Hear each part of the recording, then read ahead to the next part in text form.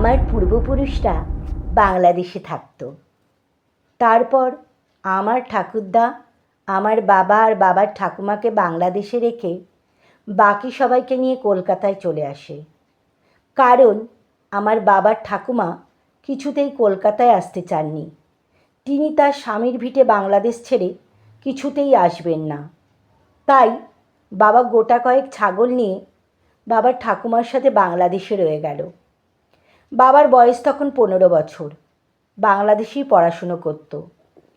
একদিন বাবার ঠাকুমা বাবাকে ডেকে বলল, ওরে বিশু, আমার তো বেশ বয়স হয়েছে, কিছু কাজ করতে পারি নে, তুই কি করে আমাকে নিয়ে থাকবি?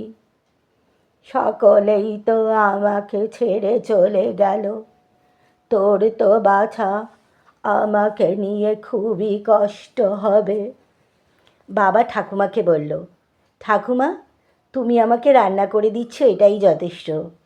আমি ঠিক তোমার সাথে থাকতে পারবো, তুমি শুধু সুস্থ থাকো। এইভাবে বাবা আর বাবার ঠাকুমা বাংলাদেশে থাকতে লাগলো। কিন্তু মাঝে মধ্যেই বাবার ঠাকুমার শরীরটা খারাপ হতে থাকে। তাই বাবার ঠাকুমা বাবাকে নিয়ে খুব চিন্তা করত যে তিনি মারা গেলে কে বাবার সাথে থাকবে। একদিন বাবার ঠাকুমার পাশে শুয়ে নানান কথা বলছিল। বাবা তার ঠাকুমাকে বলল, ঠাকুমা, এমনিভাবে তুমি সবসময় আমার পাশে থাকবে, আমাকে কিন্তু কখনোই ছেড়ে যাবে না, না হলে আমি এই বাংলাদেশে একা থাকতে পারবো না। বাবার ঠাকুমা বলল, বাছা, আমার তো 5-20 বয়স হলো, চোখে দেখি নে, কানেও শুনি নে, আর দিন দিন শরীরটা খারাপ হচ্ছে, কতদিনই বাঁচবো তা জানি নে। বাবা বলল, না না, আমি তোমাকে কিছুতেই ছাড়বো না, বলে ঠাকুমার হাত চেপে ধরল। ঠাকুমা বলল, ঠিক আছে বাছা, আমি তোকে কথা দিচ্ছি, আমি মরে গেলেও তোর সাথে থাকবো, যেমন তোর ঠাকুরদা আমার সাথে থাকে, আমার দেখাশোনা করে। বাবা খুব ভয় পেল, বলল, সে কি ঠাকুমা, এই বাড়িতে ঠাকুরদা প্রতিদিন আসে? তাহলে তো এটা ভূতের বাড়ি, এ বাড়িতে আমি কিছুতেই থাকবো না। বাবার ঠাকুমা দেখল বাবা খুব ভয় পেয়েছে, তাই বাবাকে শান্ত করার জন্য বলল, বাছা, আমি একটু মজা করেছিলাম, এখানে তোর ঠাকুরদা আসে না, তুই শান্ত হয়ে ঘুমিয়ে পড়, আমি তোর মাথায় হাত বুলিয়ে দিচ্ছি। এর কিছুদিন পর বাবার ঠাকুমার শরীরটা খুবই খারাপ হয়ে যায়। বদ্যি এসে বলে উনি আর কখনোই ভালো হবেন না। সেদিন চৈত্রি মাস ছিল। সন্ধ্যার সময় কালো মেঘে চারিদিক ছেয়ে গেছে। প্রবল ঝড় বৃষ্টি শুরু হলো, সঙ্গে প্রবল হাওয়া। বাবার ঠাকুমার শরীরটা আরও যেন খারাপ হতে লাগলো। বাবার ঠাকুমা বাবাকে ডেকে বলল, ওরে বিশু, বাছা, আমার কাছে এসে একটু বস, আমার আর সময় নেই, তোর ঠাকুরদা আমাকে দিতে এসেছে। এই বলে বাবা হাতটা বাবার ঠাকুমা চেপে ধরল। বাবা বলল, ঠাকুমা, ঠাকুমা, কথা বলো, আমার খুব ভয় করছে।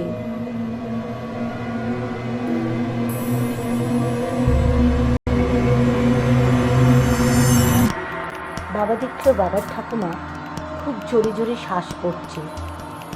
এমন সময় খুব জোরে হাওয়া বইতে লাগলো। রাতের বেলা ঘরের লম্পটা জ্বালা ছিল, সেই আলোয় বাবা দেখল একটা আবছা মূর্তি দরজার সামনে দাঁড়িয়ে। বাবা বলল, কে কে ওখানে? এমন জোরে হাওয়া দিল যে লম্পটা নিভে গেল। বাবা কিছুই দেখতে পাচ্ছিল না। বাবা ভয়ে চিৎকার করে ডাকলো, ঠাকুমা, ও ঠাকুমা, তোমার কি হলো? কথা বলো ঠাকুমা। বাবার হাতটা বাবার ঠাকুমা এমনভাবে চেপে ধরেছিল যে বাবা সারাতে পারছিল না। অনেক কষ্টে ছাড়িয়ে বাবা দৌড়ে গেল বাবার জ্যাঠতুতো দাদার বাড়ি। তারপর জ্যাঠতুতো দাদা এসে দেখল বাবার ঠাকুমা মারা গেছে। বাবা কান্নায় ভেঙে পড়ল। তারপর থেকে ওই বাড়িতে বাবা একাই থাকত। কিন্তু মাঝে মধ্যে বাবা দেখত বাবার আশেপাশে একটা ছায়া মূর্তি, কখনো বা ফিস ফিস করে কথা বলছে।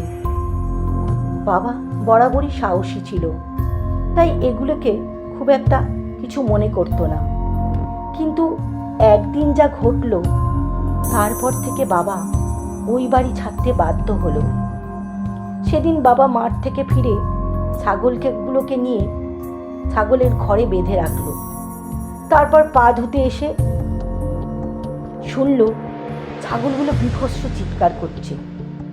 বাবা দৌড়ে গেল ছাগলগুলোর কাছে। গিয়ে যা দেখল ছাগলগুলো শূন্যে ভাসছে। বাবা ভয়ে বেরিয়ে এসে কি করবে বুঝতে পারছিল না।